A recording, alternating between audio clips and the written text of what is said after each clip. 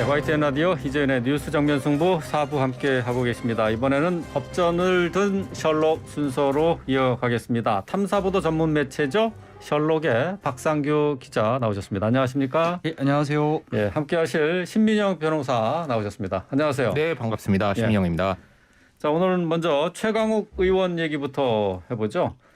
조국 전 법무부 장관 아들에게 허위 인턴 증명서를 발급해준 혐의로 기소가 돼서 재판을 받고 있는데 1심 판결이 작년 1월에 있었고요. 지난주 항소심 결과가 나왔죠. 자, 판결을 살펴보기에 앞서서 사건 개요 간단하게 박상규 기자가 좀 정리해 주시죠. 예, 그 일명 조국 사태 때 여진으로 뭐 수사됐던 건데요. 예. 그 딸이 아니라 이제 조 전 장관의 아들 문제입니다. 네. 그러니까는 최강욱 전 의원께서 법무법인 청맥 변호사로 활동하던 2017년도에요.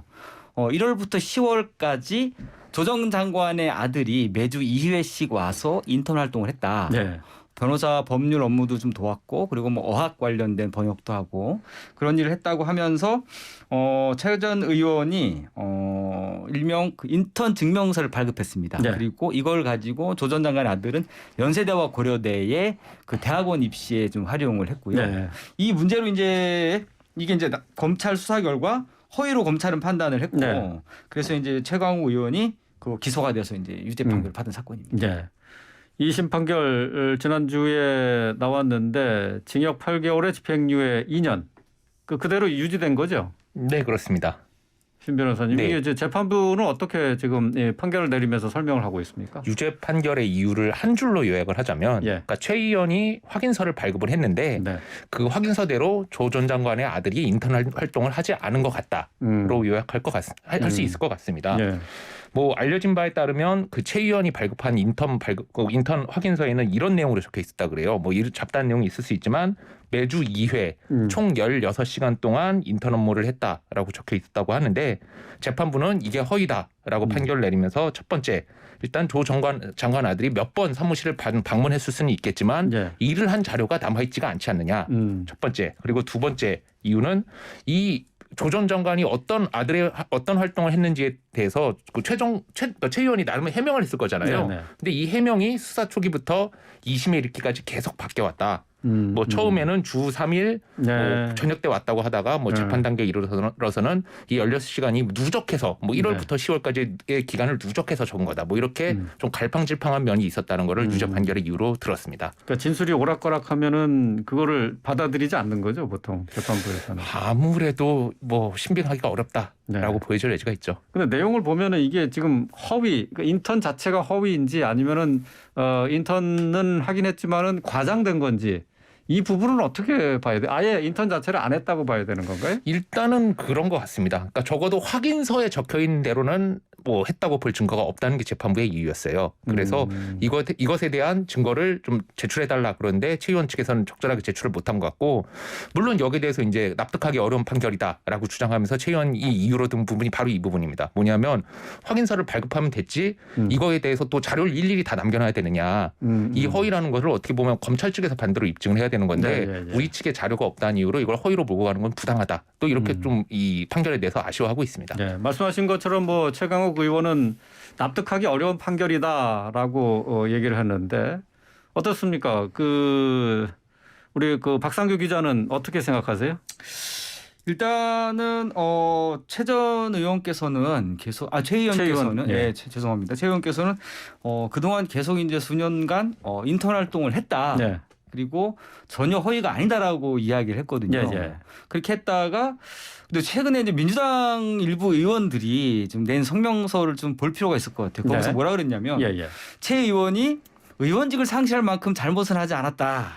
이게 그렇게 중한 뭐 나쁜 일이냐라고 했는데 이게 사실 그렇게 보면 충돌하는 측면이 있거든요. 최 의원은 아예 인턴했다는 거고 그리고 또 민주당 동료 의원들은 그만큼 뭐 의원직 이럴 만큼 잘못이 아니다라고 하는데 진실은 물론 뭐 진실에 대해서는 뭐 당사자들만 알겠지만 그리고 법원은 허위라고 인턴에 없었다고 보고 있지만 좀 여러 사회적인 상식적인 판단이라든가 사회 정서를 보면 좀 요즘에 그 취업 비리라든가 뭐 학력 그 뭐 스펙 위조 같은 게 많이 논란이 되고 있지 않습니까? 그걸 비춰봤을 때 네. 조금은 요즘의 기준에서 봤을 때는 그 인턴 증명서가 좀 과한 거 아니었을까? 물론 일부 그 청맥 그 직원들 중에서는 네. 봤다라는 또 증언을 하는 사람이 있거든요. 근데 그 왔다 갔다 하는 것이 인턴이냐 아니냐 그것에 대한 좀 판단이 좀 있긴 있을 텐데 어쨌든 뭐 인턴으로 보기에는 좀 과하고 약간 네. 국민 정서에 좀 약간 반하지 않나 그런 생각을 하고 있습니다. 뭐 박상규 기자가 얘기했던 것처럼 민주당의 일부 의원들이 네, 예. 이게 의원직을 잃을 만큼의 범죄가 되느냐 이렇게 지금 얘기를 하고 있단 말이죠. 법적으로 봐서는 어떻게 생각하세요? 일단은 뭐 이 혐의 유무에 네. 대해서는 아마 당사자와 하늘만 알 수 있는 문제이기 때문에 제가 뭐 말씀드린 건 적정하지 않은 것 같고 형량 역시도 어쨌든 간에 뭐 재판부의 판단을 존중할 필요는 있어 보입니다. 그래서 좀 최근에 이 판결 특히 형사사법 문제가 정치적 쟁점화가 된 경우가 있는데 제가 좀 여기 대해서 말씀드리고 싶은 거는 어쨌든 결과가 나오면 거기에 대해서 뭐 누구라도 좀 겸허하게 받아들이고 그걸 전제로 논의를 해보는 게 좋을 것 같다라고 제안을 드리고 싶습니다. 네. 인턴 증명서 허위다 아니다 실제로 인턴을 했다라는 것을 명확하게 밝혀줄 만한 증거라는 게 어떻게 해서 만들어질 수 있는 건가요? 실제로 뭐 활동을 했다라고 하면 뭐 이메일, 활동 보고 이메일이라든지 아니면 뭐 당시 뭐 요새 컴퓨터로 자료 같은 걸 많이 만들잖아요. 그래서 뭐 그런 자료라든지 아니면 사진이라든지 뭐 보고서라든지 뭐 이런 게 남아있을 수가 있는데 뭐 요새 남아있을 수는 있지만 또 반대로 생각하면 인턴 활동을 했다 그래서 반드시 그런 자료가 또 남아있는 것도 아니기 때문에 또 뭐 최 의원의 억울하다는 그 주장도 일면 수긍할 면은 있는 것 같습니다. 예. 참 최강욱 의원은 지금 이 문제 말고도 이 재판 말고도 뭐 여러 가지 당내 징계를 또 앞두고 있는 것들도 있어요. 민주당 윤리심판원이 최 의원의 성희롱 발언에 대해서 직권 조사를 하기는 했는데 결론은 내지는 못했습니다. 선거 뒤로 미룬 상황이고요.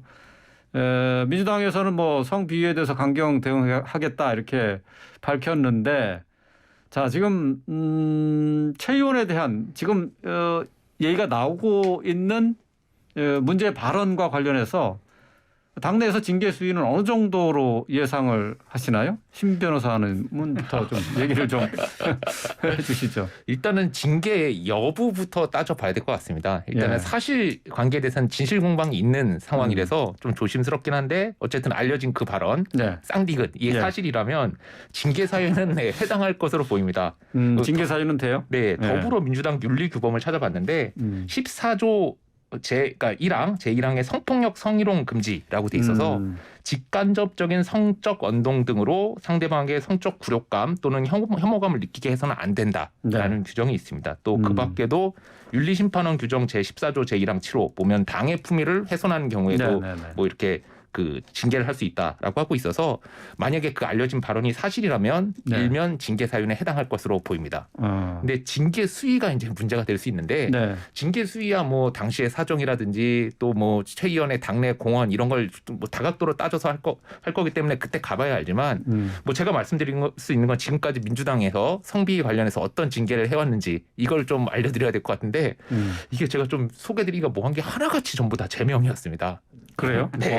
일단 올라가면 제명이에요? 네, 뭐 사유 자체가 뭐 알려진 굉장히 좀 강력한 사안들이었는데 예를 들어서 2022년 5월 12일 최근에 있었던 박완주 의원 건 같은 경우는 여성 보좌관 성추행 혐의를 받고 있었는데 제명이 됐고요.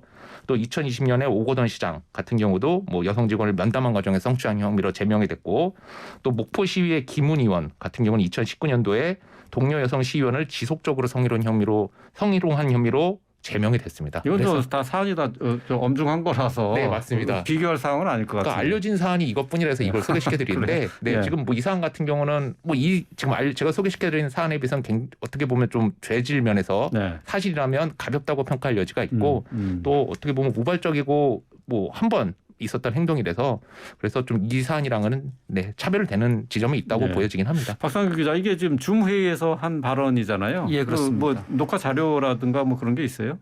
녹화 자료 같은 거는 뭐 있다라고는 뭐 단정하기는 어렵겠는데요. 어쨌든 그 당시에 뭐 현장 그 줌 회의에서 들어갔던 회의 당사자들이 많이 있기 때문에 그 사실 자체가 뭐 아니다. 그런 그 자체가 논란이 될 거는 없다. 그렇군요. 그렇군요.